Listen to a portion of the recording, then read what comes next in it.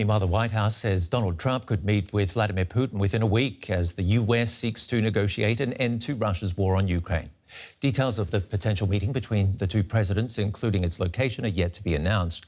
Trump has brought forward his deadline for a peace deal to Friday, with possible economic sanctions on Russia and its trading partners. US President Donald Trump sounded optimistic that the Russian and Ukrainian leaders could meet face-to-face soon to end the war in Ukraine.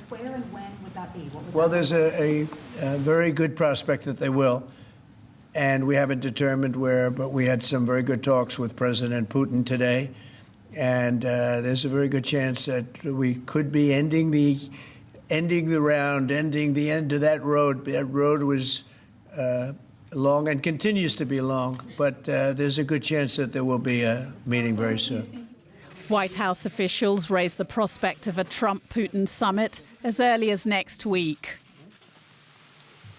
While Trump had held talks with Russia's President Vladimir Putin a few times during his first term and even received gifts, if this summit does take place, it would be the first in years. US and Russian leaders haven't met in person since 2021, months before Russia's full-scale invasion of Ukraine. Trump has given Putin a deadline of this Friday to make progress on a ceasefire or face new sanctions. Employing economic and diplomatic pressure at the same time, Steve Witkoff, Trump's special envoy, had a 3-hour meeting with Putin in Moscow. A Kremlin spokesperson called it a, quote, quite useful and constructive discussion. And after that meeting, Ukrainian President Vladimir Zelensky had a call with Trump and European leaders. We discussed what was said in Moscow. It appears that Russia is now more inclined to consider a ceasefire. The pressure on them is working. But the main thing is to make sure they don't deceive anyone in the details, neither us nor the United States. Russia has ignored previous US calls to end the war and instead stepped up attacks on civilian areas in Ukraine. As the deadline for more sanctions looms, Russia struck a holiday camp in Ukraine's Zaporizhia region, killing 2 people and injuring a dozen. I'm joined now by DW's Yuri Resheto, who covers Russia from Riga for us after officials closed down Moscow bureau. Yuri, what's the Kremlin saying about the prospect of 3-way talks between Trump, Putin and Zelensky? Ben, the Kremlin is saying what the Kremlin always says in such situations, namely nothing at all.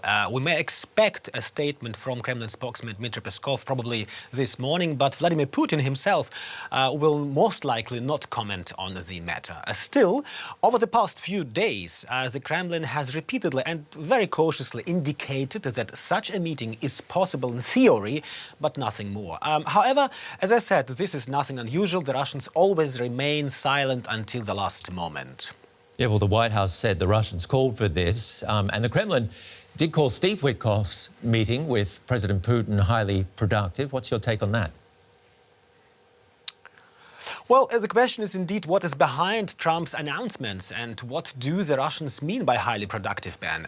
Is the prospect of the Putin-Zelensky-Trump meeting next week highly productive? I think a good degree of skepticism is appropriate, despite all the optimism that Trump is once again spreading. Once again, firstly, the US president's actions in recent months have shown on several occasions that he is desperate to see progress, whatever the cost, and he wants to see the progress as his personal achievement.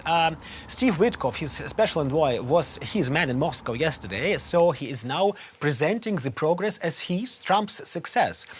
Secondly, this is not the first announcement. We have had similar cases twice before, once in Saudi Arabia in early to mid-March. At that time, it was said that a meeting with Putin might take place there very soon. And then, the second time, in mid-May, when Zelensky and Trump were both waiting for Putin. Zelensky in Turkey and Trump in Qatar, ready to fly to Turkey at any moment.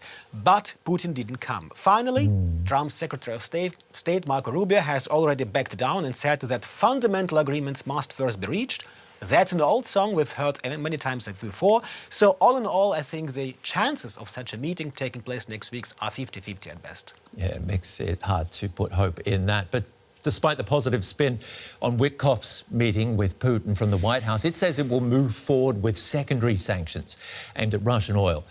Will that have an effect on Putin?